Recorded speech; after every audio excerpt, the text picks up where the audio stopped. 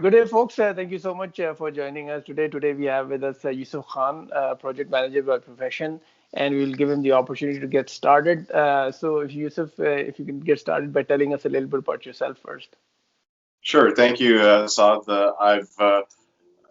I've been in Canada for about 30 plus years. Moved to Canada when our family was very young. I was 12 when came here from Islamabad in Pakistan. And since then, I did my elementary school here in Kitchener, Waterloo area, and then following that, our family, people got married and so on, so everybody moved to different places.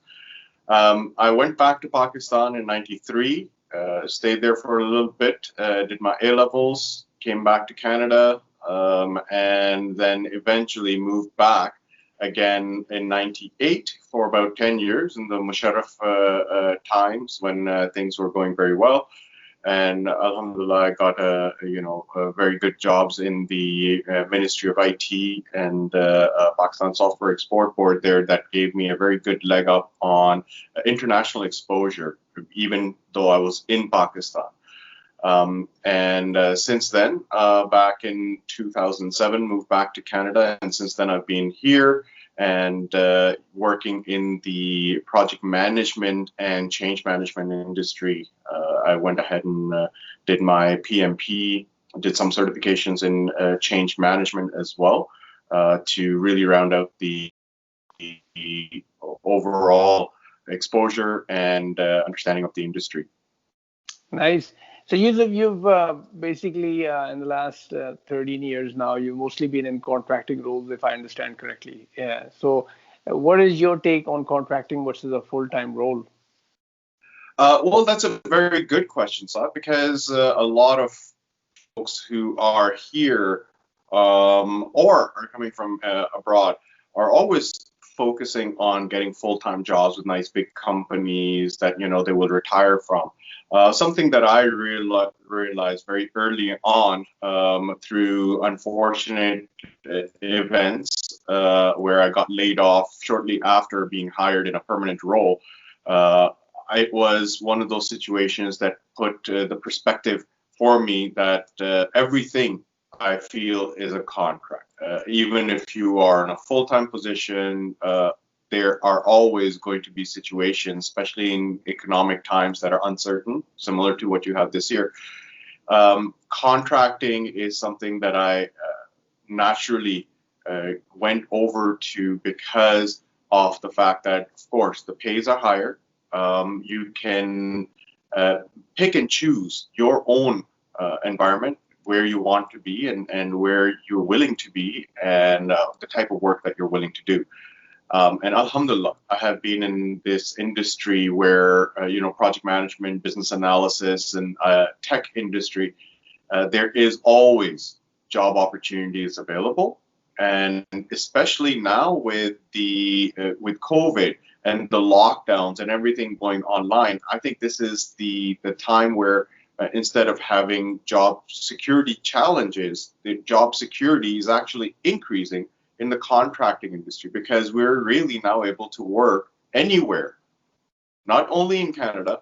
I can do work for companies in US, which was not as likely before. Now everybody's really starting to embrace globalization and work from home. So contracting has been very well, has been very good for me.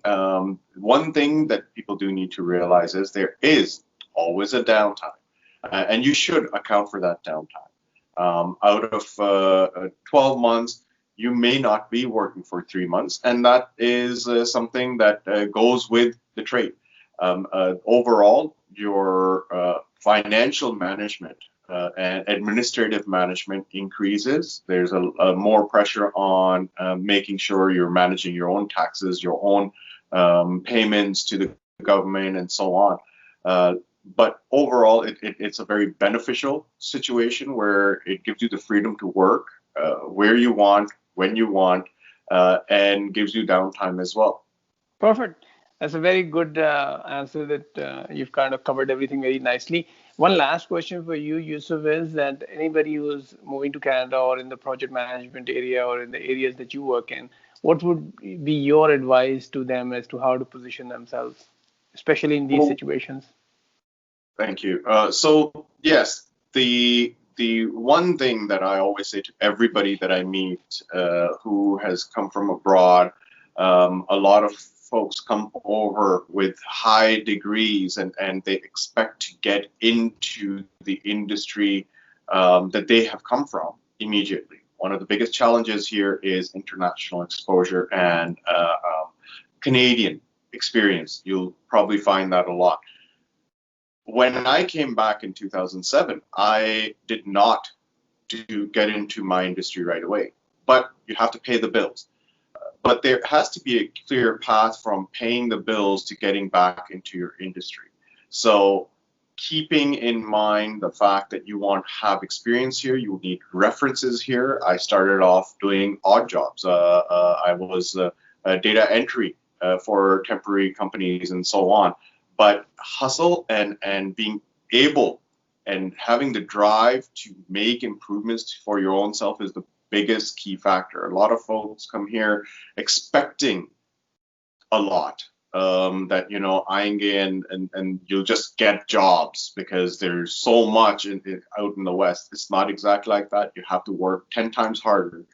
You have to make sure that you reach out, contact all of your network, find ways to interface with organizations, be it in voluntary situations, be it in any capacity that you can get your foot into the door. Once you can get your foot into the door, excel by proving yourself. And the other biggest thing that I always advise people is make sure you understand your rights, because just because you have a job doesn't mean that the employer can take you for a ride. And a lot of people do get stuck into that situation as well. So understanding what your rights are, the fact that you are going to work hard as long as you're treated fairly, and make an example. That is the one thing that I tell everybody: work hard, make sure that you're working towards a goal instead of getting caught up into the rut of, I have to pay the bills and then I have to get a full-time job and do things. There's 100 different ways to make a career. It's not necessary that your career will be the same that you graduated in or that your past experience is there. Keep an open eye for opportunities and make sure that you have the drive and motivation to set the path to achieve your goals. Perfect. Thank you so much, Yusuf, for another great explanation. And I think will be very useful for the folks who listen to you. Thank you so much for taking the time out today. And hopefully, we'll follow up in a more detailed conversation with you some other time as well. Thank you. Thank you very much, Saad.